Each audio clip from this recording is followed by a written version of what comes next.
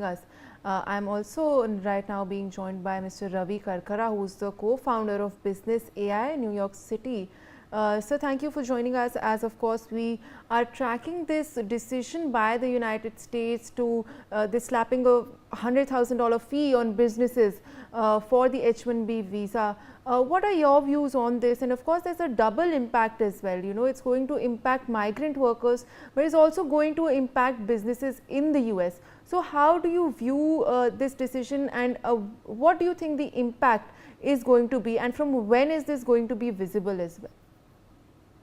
Thank you, Malvika. I think, as you said very clearly, that this was created in the 1990s, and we have to understand what was the world economy, how the world economy was powered.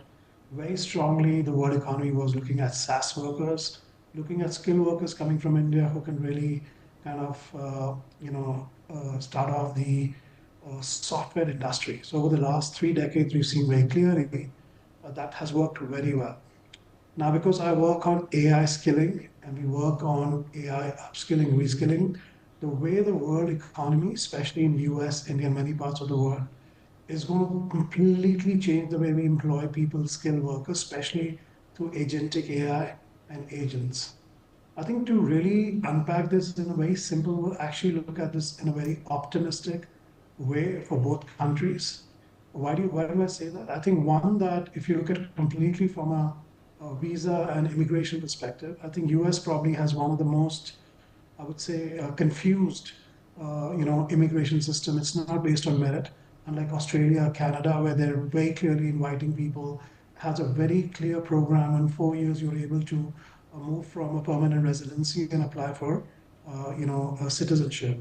And you know the backlog of about 1 million H1B1 visa. It takes about 10 years for these folks who are given the visa to move into a green card. And from green card, it takes another years for them to really become a natural, not a natural, but a citizen of the country.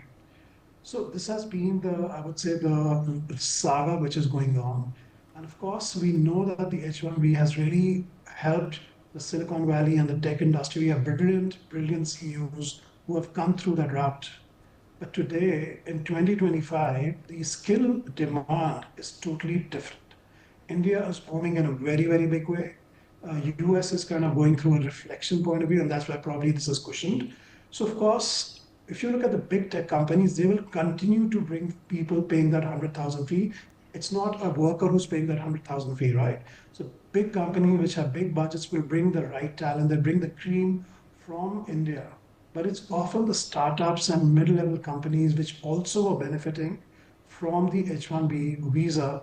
They will be at loss. While that is true, but there are many, many countries that we work with through the Business AI NYC, which is skilling, upskilling, and reskilling people using agentic AI and the opportunity to use AI workers.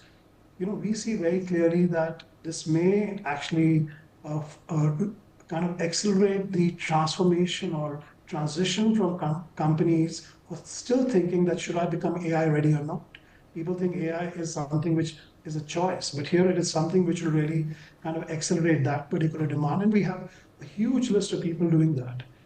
Second, I think from an immigration perspective, I think definitely, I hope this is just not a one case, because 70% of the H1B visa come from India, of course. About 10 or 15% come from China. So it is indirect kind of an attack on the ongoing discussion. There are some backstory happening on the FTA, as you know, and I really hope it's not used like that. But on a positive note, I really hope that US can sit and reflect on its overall immigration policy, because there are some many very big loopholes, including the lottery system and XYZ, that has not been addressed for decades. And I think here India is going to gain, and that's what I'm going to put on my LinkedIn, on my X. I've already posted. If you go to my X handle, Malvika, why India is going to gain? Because while there is a demand for skilled workers, last year 1 million shortage was for the STEM, science, biochemistry workers in America. This is after having a very lenient H1B visa. The similar gap is in India. So there's also an opportunity for India to retain talent. And you will see probably that many of these countries will find different ways. Either they will look at destinations like Ireland, Singapore, or probably India once the tariff situation kind of settles. Instead of bringing these people, all the workers to America, they will set up bigger offices. You know the big offices just recently set up in Hyderabad by Google.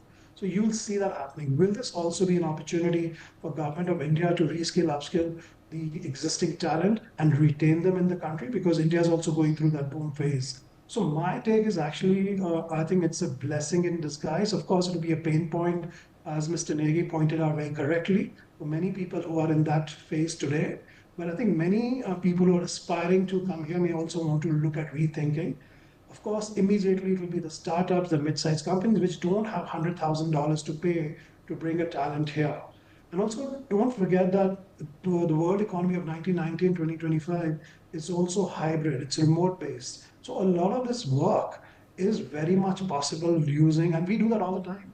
I mean, I'm right now, traveling, between India and US, and I'm still working, right, in a different time zone. So I think the way we're looking at an AI-powered world economy and the skill demand is very different from the traditional SaaS-based economy, because SaaS is almost gone because agents have taken over SaaS. So this is where I think is a reflection point, and I think the countries need to look at their overall human resource skill need, demand, and the gap in light of the AI-powered economy, and see who are the workers that are needed and who are not needed.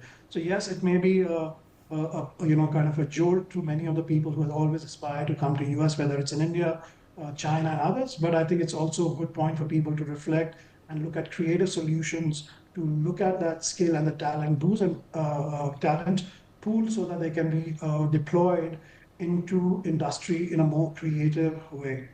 Thank you, Malvika. Well, sir, thank you so much for joining us with your perspective on that as well. Meanwhile, we also have some breaking